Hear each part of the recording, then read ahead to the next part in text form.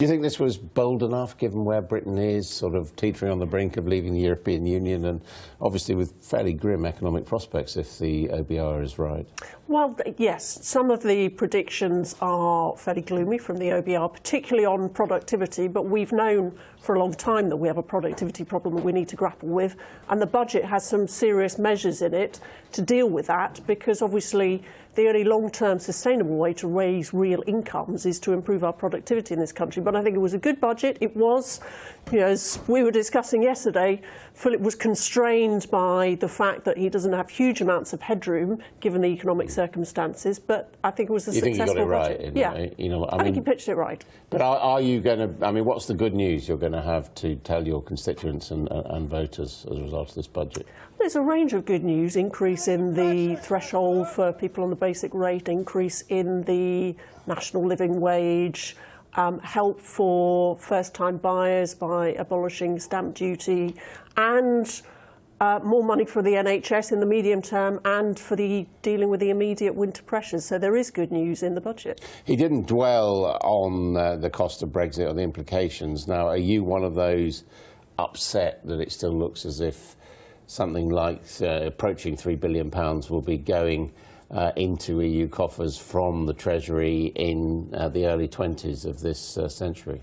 Well, it's not quite clear how that will be spent. What I think is important that as we prepare for our departure from the European Union, we have to prepare for different eventualities. Sure. But actually in the Red Book it shows that I think £2.5 billion will still be being paid in 2022, which is not that $3 billion, it's actually continuing payments. Oh, I see what you mean. Well, obviously, I'd rather we were paying as little as possible, both in the short term and in the long term. But there may be certain programmes run by the European Union with which we want to continue to be involved that would involve paying into them. I mean, John McDonnell there saying he couldn't put a price on it. Could you put a price on what you think it ought to be paid to the European Union?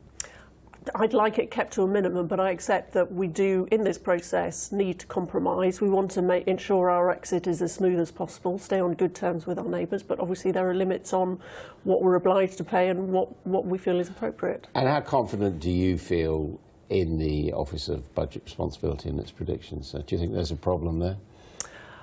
Well, I think they're a good organisation. Inevitably, forecasting is an inexact science, so I think it's simply impossible to know whether their forecasts are correct or not. But as I say, we all know we have to improve productivity. That's why this budget is going to be investing in skills, in science, in maths, and the things we need to improve our productivity. I mean, the idea of paying a school £600 a head for people doing maths A-level, that seems a bit peculiar, really. But we need sort of kind of radical ideas to try and improve our skills base in this country. So I think it's original, it's different, but I think it could work. I mean, is it basically a bribe to force children to do maths?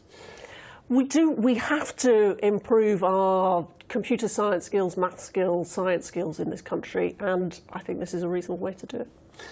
And looking at the housing market again, I mean, it's the Office of Budget Responsibility again, but they're saying, look, actually this may just be wasted money, really, that you could have used the money that the Treasury is going to forego on stamp duty more effectively to generate houses for young people.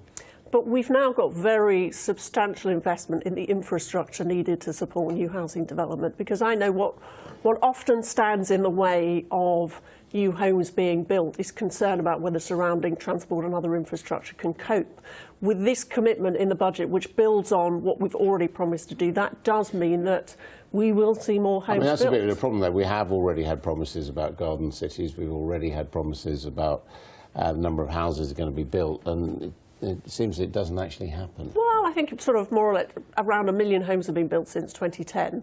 So, and in the borough I live in, we're actually building more homes than any other London borough. It is happening, but if we're going to build the good, high-quality homes that we need for the future, we do need to ensure that there is the infrastructure to support them. And do you think we'll have the workers to build those homes if they're all going home because of Brexit?